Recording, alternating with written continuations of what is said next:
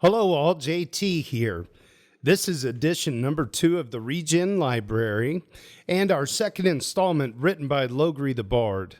Logri is a friend, a longtime contributor of ETH Finance, a subreddit focused on all things Ethereum, as well as being a huge contributor within the EV Mavericks DAO. Logri has written numerous articles for EY, among others, and catalogs his writing on his own website, tokenomicsexplained.com. Today's entry is entitled The Rabbit Hole. Enjoy.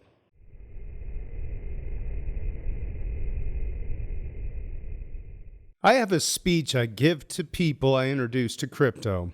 I feel it helps to prepare them for the dangers they are going to encounter when they dive deeper, to give them some guided skepticism while not deterring them from exploring, and to keep them optimistic in the face of the toxic vitriol. I've written it down in case you just can't help but share your enthusiasm on this topic with someone. Crypto is a rabbit hole. Like all powerful ideas, it is an infectious brainworm that once it takes root, tugs at your thoughts forever. Crypto is a rabbit hole.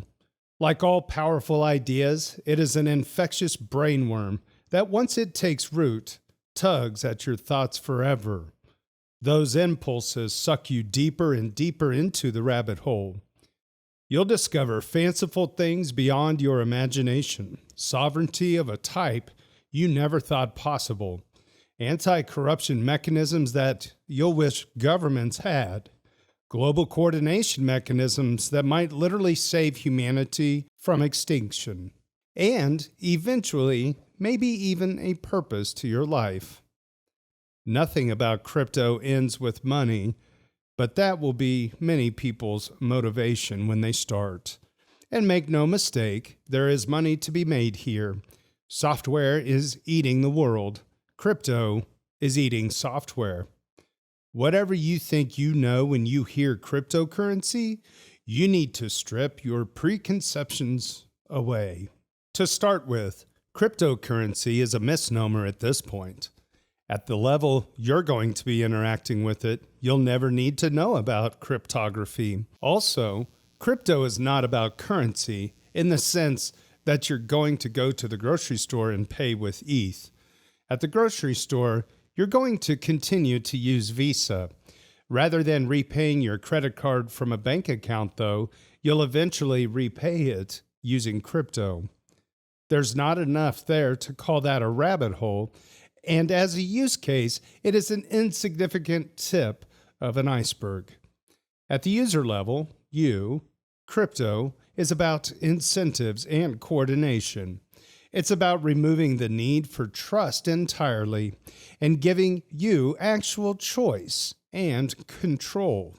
Now, that topic goes deep. It touches philosophy, psychology, economics, and humanity in its truest sense. That is the rabbit hole. Let's talk about the crypto media. Despite all the wonderful things you'll find in this rabbit hole, entering crypto is a painful Dunning-Kruger test. The information age has led to more information than anyone can possibly digest. There are 24-hour news channels, thousands of hours of YouTube footage created every day, TikTok, Facebook, and Reddit feeds that scroll forever, and they all want the same thing from us, our attention. We have to filter.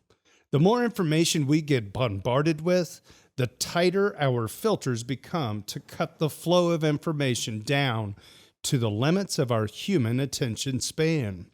Unfortunately, our pre-installed filters kind of suck.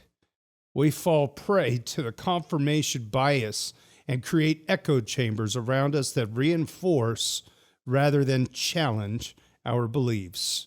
We fall prey to authority and listen to whales, venture capitalists, and companies. I have nothing against Raoul Pal or Mark Cuban, but the only reason you find them instead of me is because of their authority. Lastly, we filtered to the loudest, most confident, sounding data feeds. And this is where we really get into trouble. Charles Bukowski once said, "The problem with the world is that the intelligent people are full of doubts, while the stupid ones are full of confidence." While I love that quote, in crypto, the problem isn't just stupidity. We add money. This adds incentives. From the perspective of someone trying to get past your information filter, being loud has a cost. It costs money to advertise on YouTube.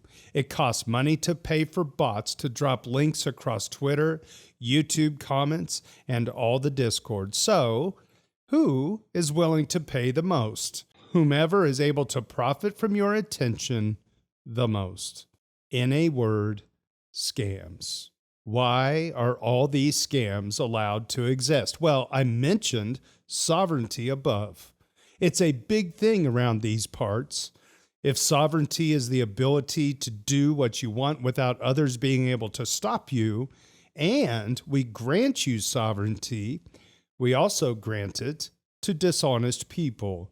With these technologies, it is not up to the corruptible judgment of humans to decide who to censor.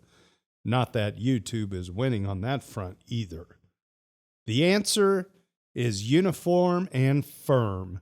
No one. Censorship resistance inevitably means there will be bad actors. Money throws gasoline on that fire.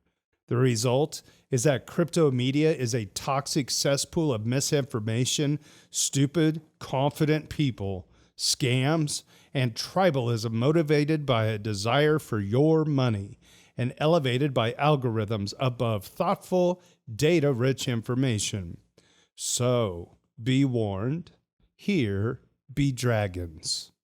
Compounding and reinforcing that problem, people are directed by social media algorithms towards what is effective at securing your attention. That tends to be the most emotionally manipulative presentation of information. Easy to digest sound bites and, of course, promises of riches. The AI behind YouTube is designed to steer you towards the most effective scams. There's no fixing this. It's human nature plus technology. Just for comparison, Google for the tags of any of my pages or posts. I don't even rank. That's because I can't afford to be loud.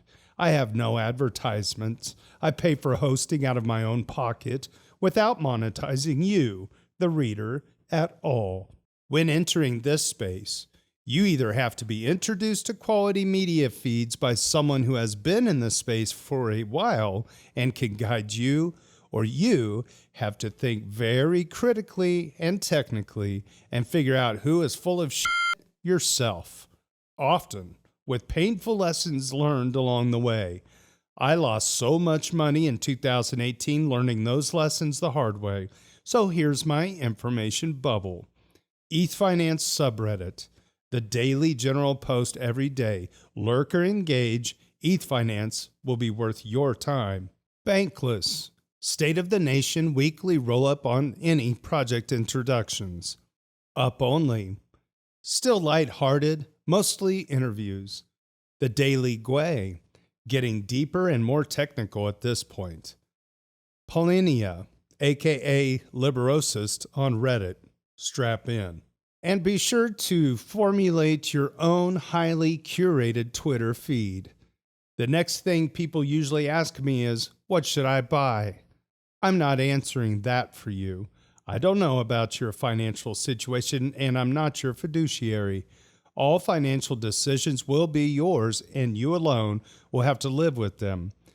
Here is some general advice that is good no matter what you decide. Whatever you decide, slow down and know what you're buying. If you're buying crypto, make sure that it can be withdrawn from the exchange you are using. This is like direct registration shares, or DRS. Without that, you aren't really buying it. You are buying price exposure to it. Don't buy more than you can afford to lose. You need to realize this market is more volatile than anything you've probably ever invested in before. Other than scams, the easiest way to lose is to put nest egg money into a volatile asset and be forced to sell when the market is down because you need the money. It is okay to retain USD exposure in crypto. Unlike what you're used to, you can make 8% interest here. It's a better deal than you will get at any bank or brokerage that you know. If you have a savings account, the bank makes all the money your money makes. Credit card companies make 15% APR, mortgages 5% APR. You make 0.25% APR. If you aren't in a position to buy highly volatile assets, there is still room for you here. If you aren't here, you're just being exploited. For L1 chains, the base asset is fuel. Block space is the product.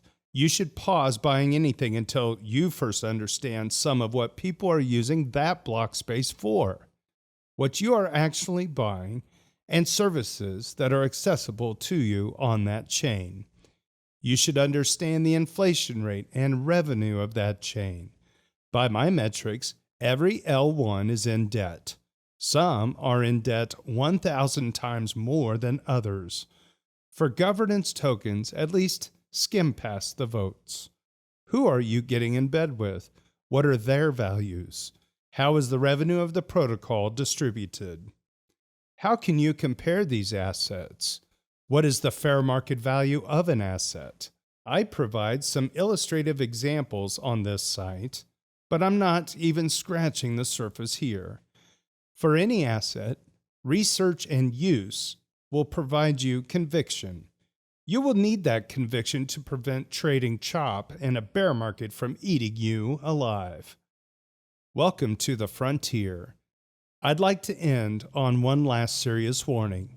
This is the frontier. There are no guardrails.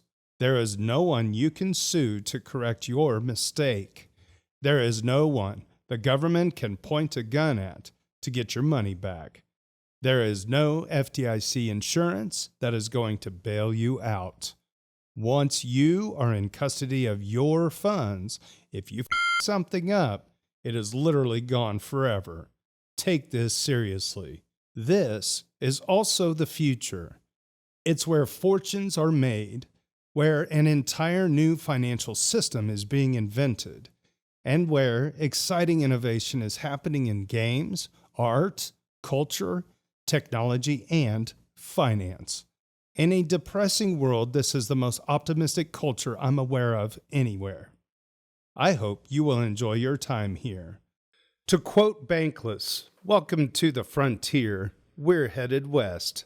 It's not for everyone, but we're glad you're with us. Special thanks to LogrisTheBard for allowing us to include his works into this edition of the Regen Library. If you would like to contribute to this series, reach out to us on Twitter at GreenPillNet or on our site, greenpill.network. On behalf of Greenpill, my name is JT. Cheers and big hugs from Kansas City.